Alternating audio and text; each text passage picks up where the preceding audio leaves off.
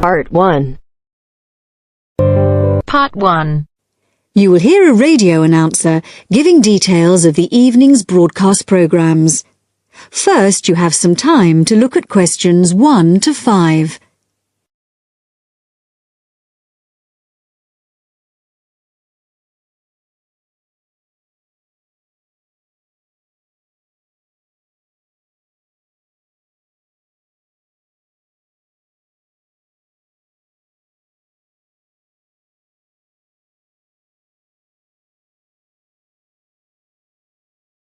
Now listen carefully and answer questions 1 to 5.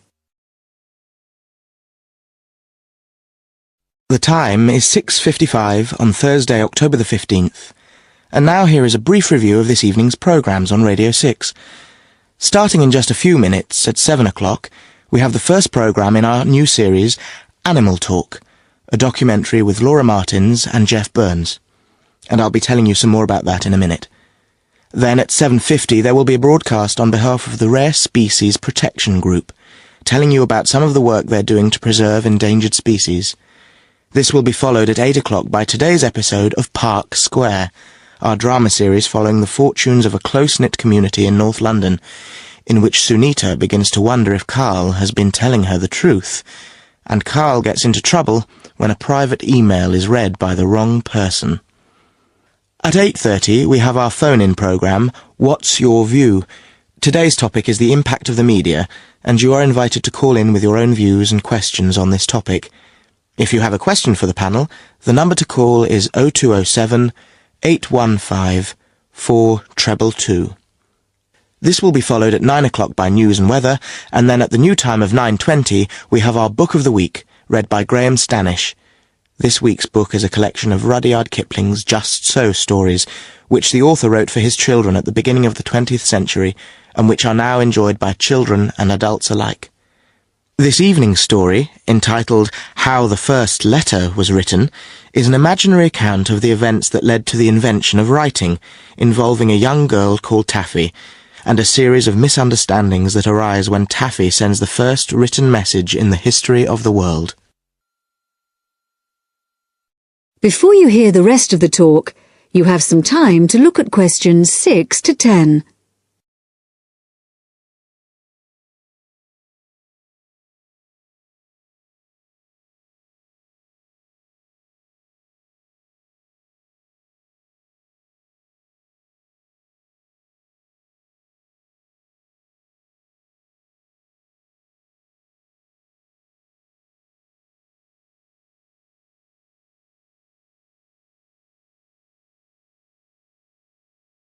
Now listen and answer questions 6 to 10. And now, some more information about our major new documentary series, Animal Talk, which explores the fascinating area of animal communication. Tonight's programme compares the communication systems used by two of the world's largest creatures, the killer whale and the elephant. Although these might seem like very different creatures, in fact there are a lot of similarities between them. They're both mammals, they both live in groups, and the social bonds they form are extremely strong. For example, when a new elephant is born, the others in the group will all gather round to greet it. They also live for a long time, like humans, and their brains are very large, which means that there may be room for something in there that allows them to process some type of language. In the programme, Laura Martins, who has spent many years studying the communication systems of whales, describes how although whales do have very good sight, like humans they mostly use sound to communicate. In the case of whales, this is because this travels well in water, where visibility may be limited. In the programme, you'll hear underwater recordings of the whale calls, but what we don't know yet is whether the whales are talking to one another, or whether the sounds are just to allow them to identify one another. Also speaking on the programme is Dr. Jeff Burns, who has made a special study of elephant communication. Elephants use all their senses to communicate, but as Dr. Jeff Burns explains, one way we are only just beginning to find out about is what has been referred to as silent singing. Sounds produced by elephants which are too low for humans to hear, but can be heard by other elephants. And did you know that another way in which elephants can hear is with their feet? So, when one elephant stamps on the ground, maybe to warn about danger, the sound travels through the ground, and another elephant up to 30 kilometres away may pick it up. To find out more about exactly how they do this, stay tuned to Radio 6 for Animal Talk. That is the end of part 1. You now have half a minute to check your answers.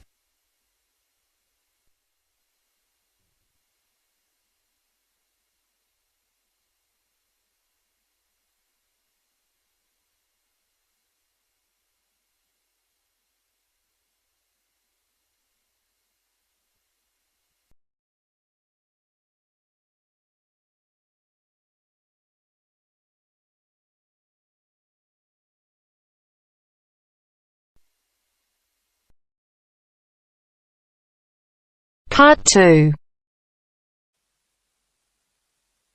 You will hear the head teacher of a school giving a talk to parents about some new classrooms. First, you have some time to look at questions 11 to 14.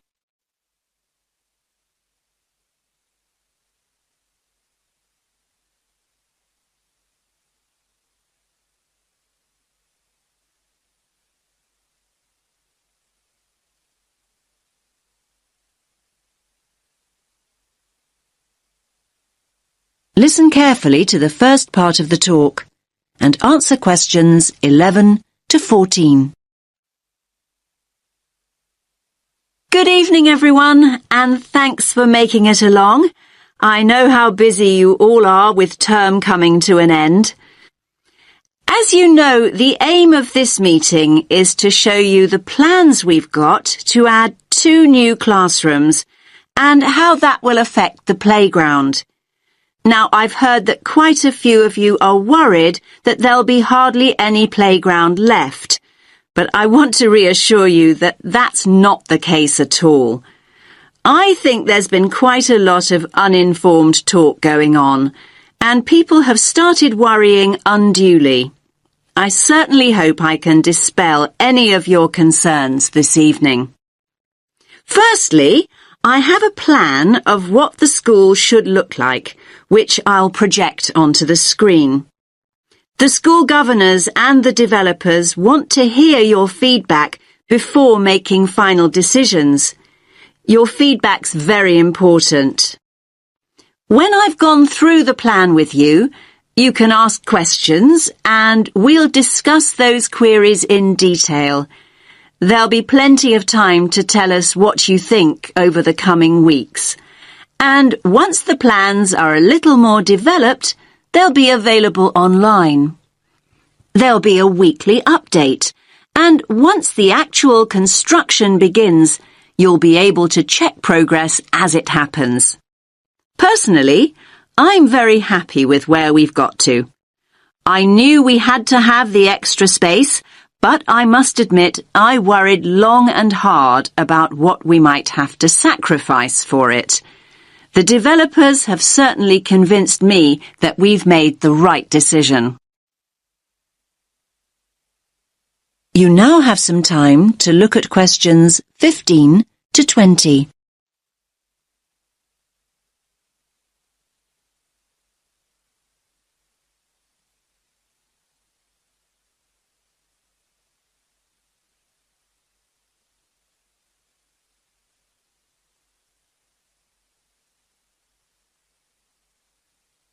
Now listen to the rest of the talk and answer questions 15 to 20. Right, can everyone see the plan now? Good.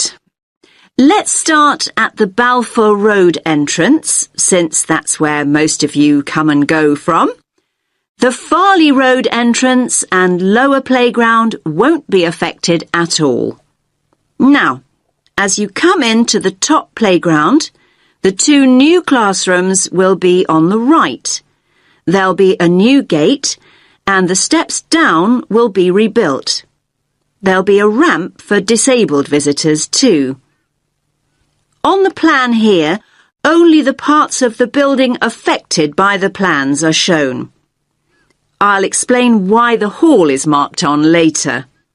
So, as I said, the new classrooms will be to the right of the entrance and, as you can see, will take up very little of the playground space. We feel the Year 6 children need their own area away from the younger children. So, this one on the left of the two rooms will be the new Year 6 classroom. As you can see, there's no direct entrance from the playground. The plan is to include a small entrance area here from the playground for coats and boots and so on. Entrance to the classroom will be from that area. There'll also be an additional entrance to the hall from this cloakroom, so children will be able to get to the hall from two different directions, from inside the main building and from the new entrance area. I hope that's clear. Now, as you all know, the hall doubles up as the cafeteria at lunchtime. One of the rumours I heard was that we're planning to dispense with the cafeteria and open up a snack bar. I can categorically state that replacing healthy school meals with a snack bar is not remotely in our thoughts. The other new classroom, that's the one with the playground entrance here, is going to be an exciting new venture for us. That's because its principal use will be for the preschool and after-school clubs. More and more parents want that facility outside school hours, and we need a dedicated space to run these activities.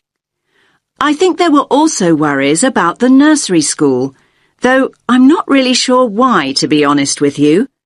I can tell you now that the whole area on the other side of the main school building will be totally unaffected. The nursery will continue operating as it does now. There will be a couple of smaller constructions, modernisation work really, down here on the other side of the top playground.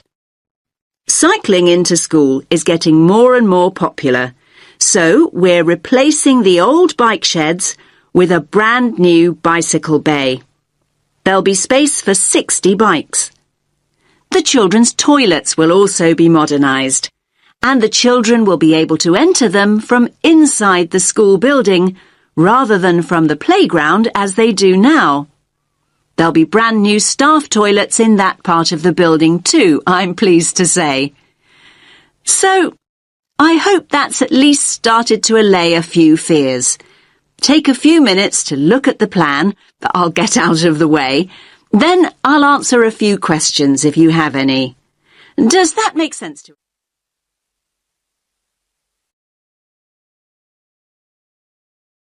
That is the end of part 2. You now have half a minute to check your answers.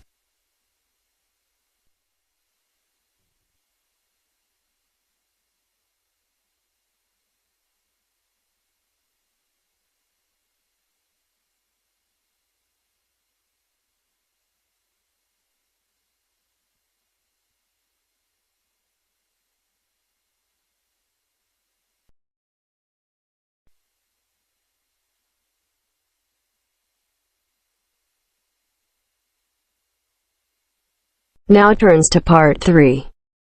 Part 3.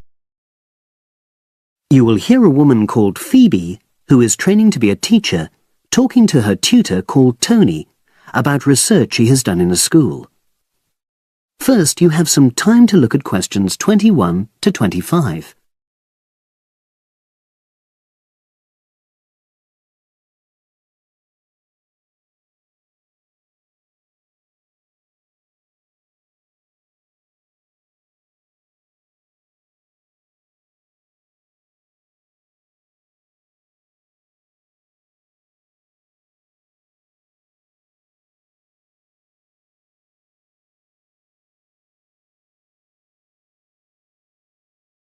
Now listen and answer questions 21 to 25.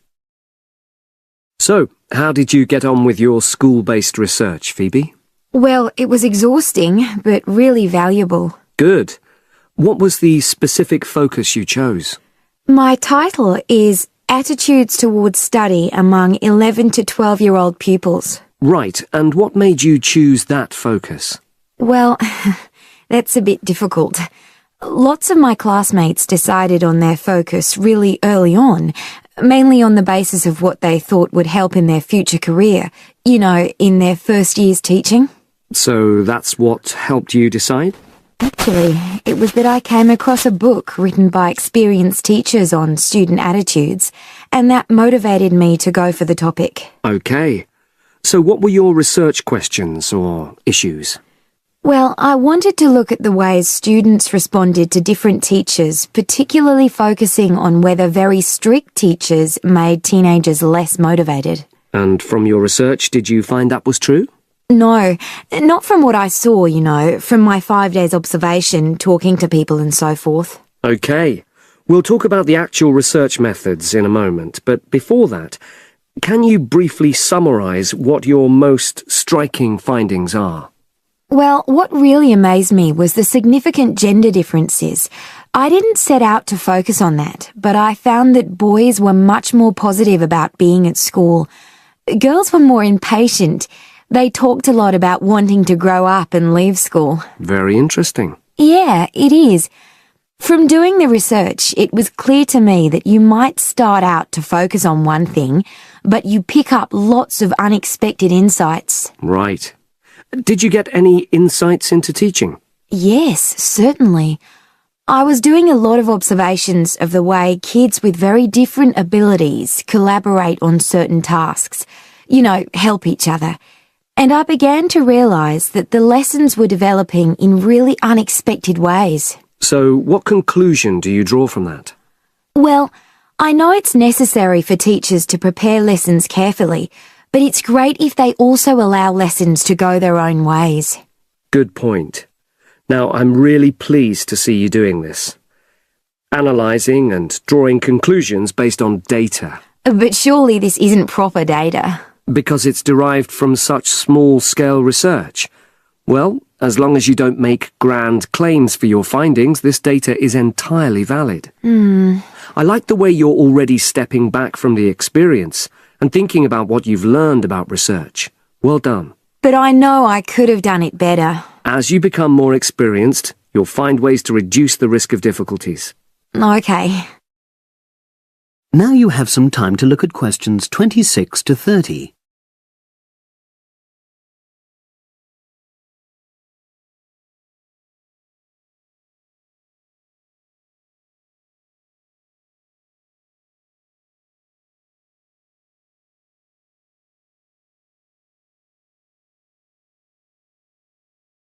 Now listen and answer questions 26 to 30. So, let's look in more detail at how you gathered your data. Let's start with lesson observation. Well, it generally went quite smoothly. I chose my focus and designed my checklist. Then teachers allowed me into their classes without any problems, which surprised me. It was afterwards that the grueling work started. Yeah, it's very time-consuming, isn't it? Making sense of analysing your observation notes. Absolutely. Much more so than interview data, for example. That was relatively easy to process, though I wanted to make sure I used a high-quality recorder to make transcription easier. And I had to wait until one became available. Right. And did you interview some kids as well? In the end, yes. I talked to 10, and they were great. I'd imagined I'd be bored listening to them, but... So it was easy to concentrate? Sure. One of the teachers was a bit worried about the ethics, whether it was right to interview young pupils, and it took a while for him to agree to let me talk to 3 of the kids in his class, but he relented in the end. Good. What other methods did you use? I experimented with questionnaires, but I really regret that now. I decided to share the work with another student, but we had such different agendas it ended up taking twice as long. That's a shame. It might be worth you reflecting on ways you might improve on that for future projects. You're right, yeah. Okay. And the other thing I did was stills photography. I didn't take as many pictures as I'd hoped to. Lack of time? It's pretty easy just snapping away, but I wanted each snap to have a purpose, that would contribute to my research aims, and I found that difficult. Well, that's understandable, but remember...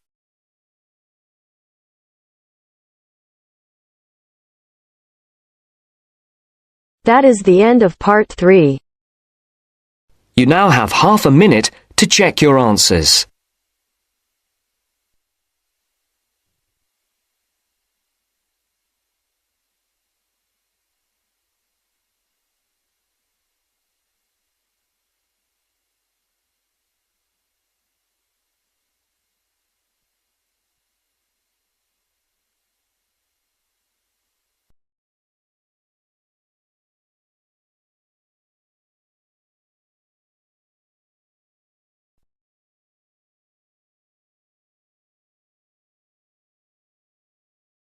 Now turns to part 4. Part 4. You will hear the first part of one lecture, in a series of lectures about environmental issues. First, you have some time to look at questions 31 to 40.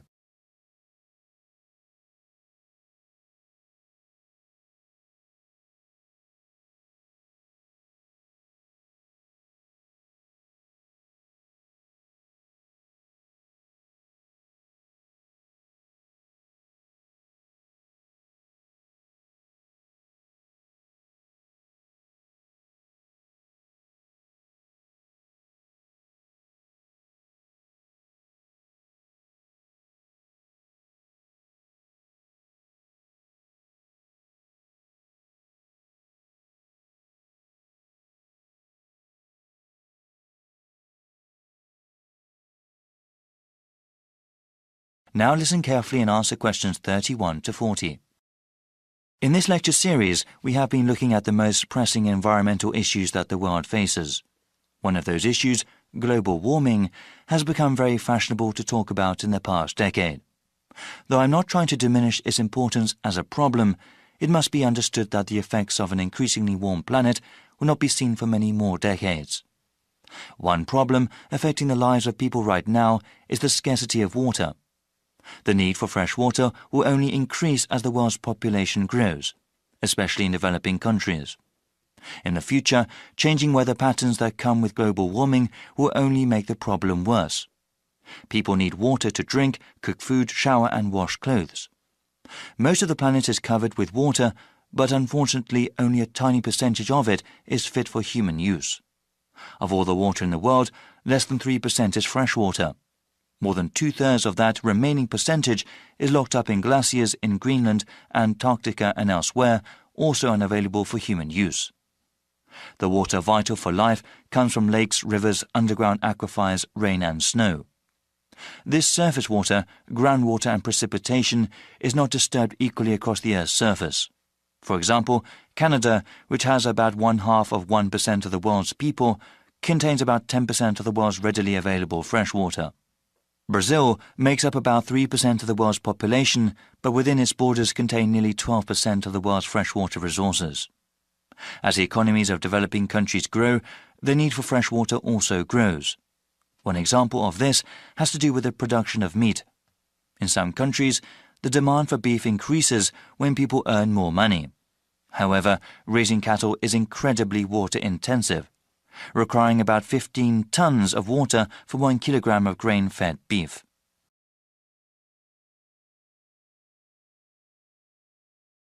The scarcity of water has a direct impact on human life. When people are forced to walk many kilometers to the nearest source of fresh water, it may take hours away from their day.